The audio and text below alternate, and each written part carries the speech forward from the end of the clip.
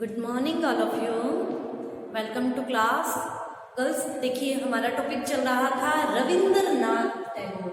तो हम लोगों ने रविंद्रनाथ टैगोर के जीवन परिचय के बारे में थोड़ी सी जानकारी ली थी। इसके बाद हम लोगों ने रविंद्रनाथ टैगोर का साहित्य के क्षेत्र में जो योगदान था वो हम जान रहे थे कि इन्होंने हर क्षेत्र में अपनी लेखनी चलाई थी। कहानीकार भी थे, उपन्यासकार भी थे, साहित्यकार भी थे। ठीक है, तो अब हम आज पढ़ेंगे एक कवि के रूप में इनकी जो देन है भारतीय साहित्य को, उसके बारे में देखिए जानते हैं। देखिए साहित्य की अगर हम बात करते हैं तो साहित्य की विभिन्न विद्याओं में से कवि के रूप में रविंद्रनाथ टैगोर सर्वाधिक महत्वपूर्ण स्थान रखते थे।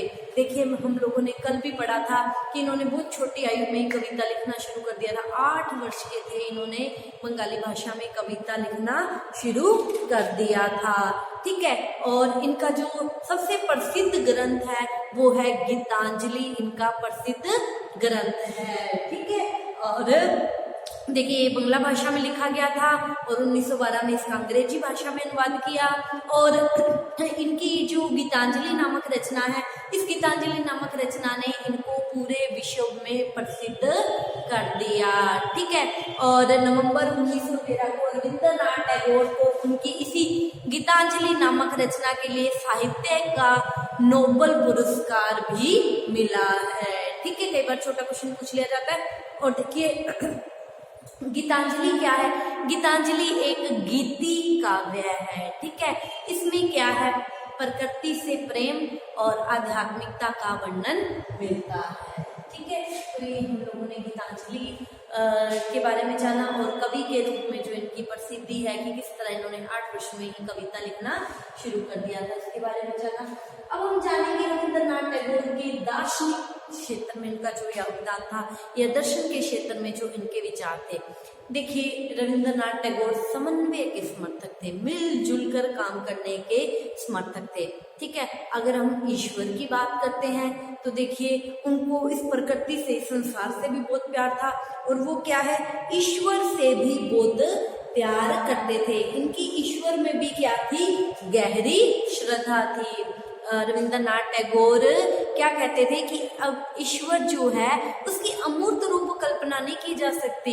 ठीक है, ईश्वर तो क्या है, घट घट में वास करता है, हर चीज हर जगह क्या है, ईश्वर ही ईश्वर है। ठीक है, और उनका ये भी मानना था, वो क्या कहते थे, उनकी मान्यता थी कि अगर सभ्यता और संस्कृति का अगर वास्तविक में विकास चाहते हो तो उसका जो वास्तविक मापदंड है सभ्यता का वो धन और सत्ता नहीं है, वो क्या है, अध्यात्म ही किसी सभ्यता का वास्तविक मापदंड है। अगर किसी सभ्यता के बारे में अगर जानकारी लेनी है या उसका मापदंड निर्धारित करना है कि वो कैसी सभ्यता थी, वो अध्यात्म से ही उस सभ्यता का गौरव पता चलता है।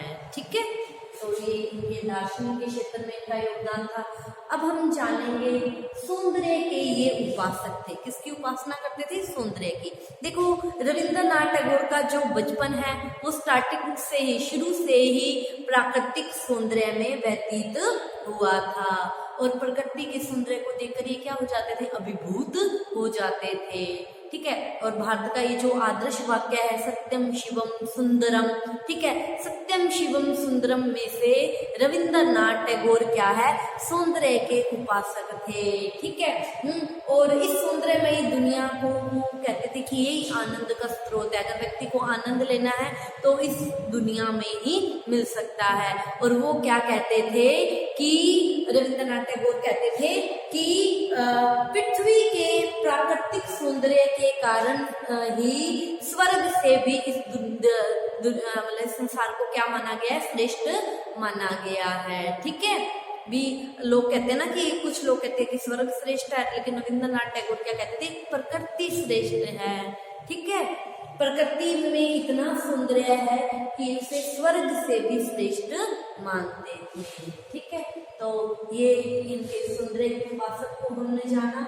ठीक है, अब हम बात करेंगे, ये पूर्व और पश्चिम का समन्वय करना चाहते थे। देखिए हम लोगों ने अभी जाना रविंद्रनाथ टैगोर क्या थे, एक महान समन्वयकारी थे। ठीक है। देखो पश्चिम मतलब अंग्रेज लोग पश्चिम क्षेत्र से आए थे, हम लोग क्या पूर्व के थे, ठीक है। तो ये भारतीय और ये जो पाश्चात्य पश्चिम के जो विचार थे इनका समन्वय स्थापित करना चाहते थे। इन्होंने इसके लिए प्रयास भी किया।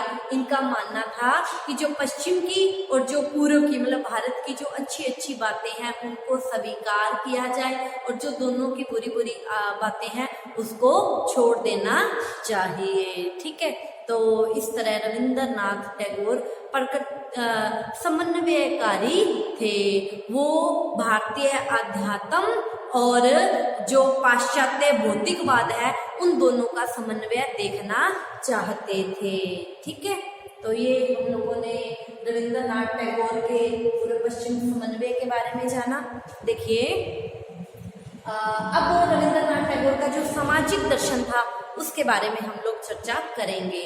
रविंद्रनाथ टैगोर का सामाजिक दर्शन, देखिए रविंद्रनाथ टैगोर के अगर हम सामाजिक चिंतन पर बात करते हैं तो उनके सामाजिक चिंतन पर महात्मा बुद्ध की शिक्षाओं, उपनिषदों और वैष्णव धर्म का प्रभाव दिखाई देता है, ठीक है।